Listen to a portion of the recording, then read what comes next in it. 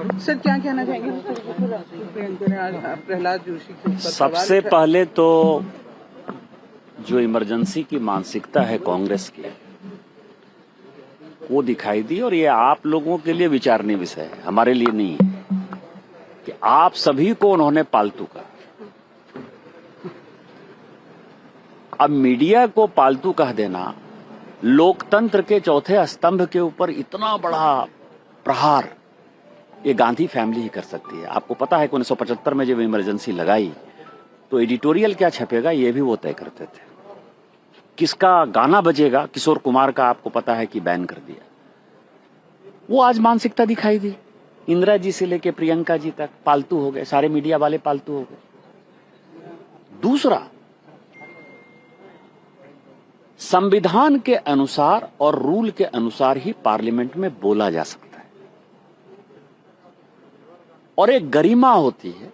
किसी भी राजनीतिक दल के जो बड़े व्यक्ति होते हैं उनकी एक गरिमा होती है, वो गरिमा को कभी नीचे नहीं गिराते।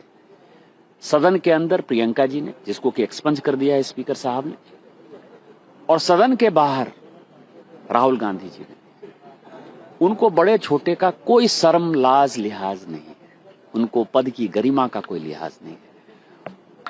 और वो भी कैसे, आपको पता है कि जब सरकार थी मनमोहन सिंह जी की, तो जो बिल है वो बिल एक साधारण सांसद के नाते प्रधानमंत्री के मुंह पर जो है बिल फाड़कर फेंक दिया।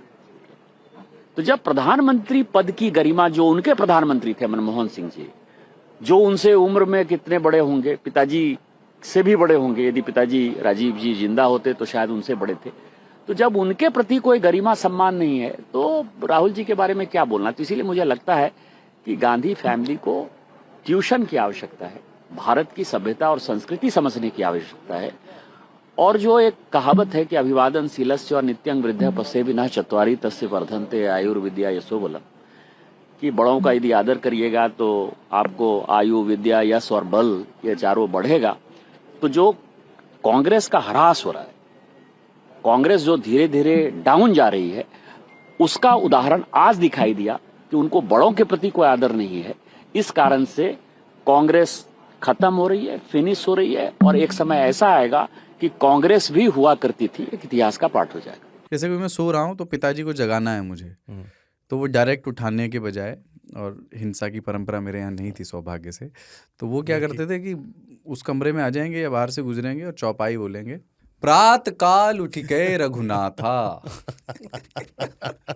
मात पिता गुरु नावही माता। कभी कभी मैं गुस्से में उठ करके अरे पापा चरण स्पर्श किया और सो गया। मैंने कहा अब मत उठाना।